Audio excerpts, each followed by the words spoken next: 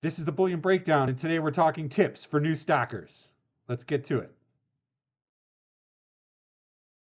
You want to set clear goals. Decide why you're stacking. Is it for financial security, a hedge against inflation, or is it just because you like shiny things? You need to set objectives and stack accordingly. I would honestly start small, but you can definitely think big. Begin with smaller denominations like 1 ounce or 10-ounce silver bars or coins. That's easily the best way to start. It's much easier to manage and more liquid when it comes to selling. Plus, they fit nicely into your limited stash. Like you can tuck that away until you have more that you need to secure.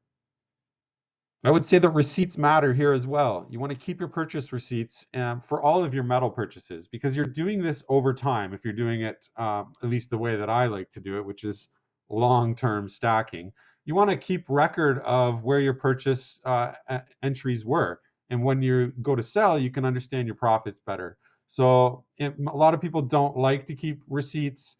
They don't like to have a track of these metals, but I think it's a good plan if you want to be a smart silver stacker. If you're just starting your silver journey and you're loving everything about collecting or stacking silver, this might frustrate you, but I'm going to suggest that you avoid the bling. Collector silver and numismatic stuff can be very tempting, but they're like flashy sports cars, and they can definitely burn your pocket. So be careful when you're just starting out. I would personally stick to the government coins like the Krugerrands, the Maples, the Eagles, the Britannias. Stick with lower end premium silver coins or even rounds.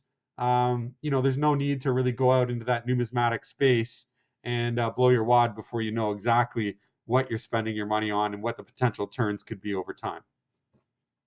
This may be an extension to the previous point, but you really want to know your costs. Keep an eye on the silver markets and the trends going on. You really want to understand your premiums when buying bullion, and it can get out of whack real fast depending on the type of silver that you're buying. So just keep an eye on that. Understand your costs, and that's why I recommend starting with the government coins just to keep those premiums to a low until you understand the marketplace better. One way to stay on top of pricing in the market is to set up silver spot price alerts. This is something you can do across many of the dealers where they'll allow you to set up, an alert if there's a price drop on a silver or gold coin below a certain price point.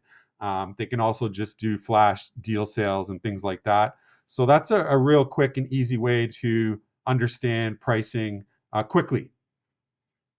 Don't be afraid to embrace older silver. That's the junk silver or constitution silver that you might find in your various markets. Old coins have value. There is silver there, so you might want to consider if the deal is right to get that into your stack.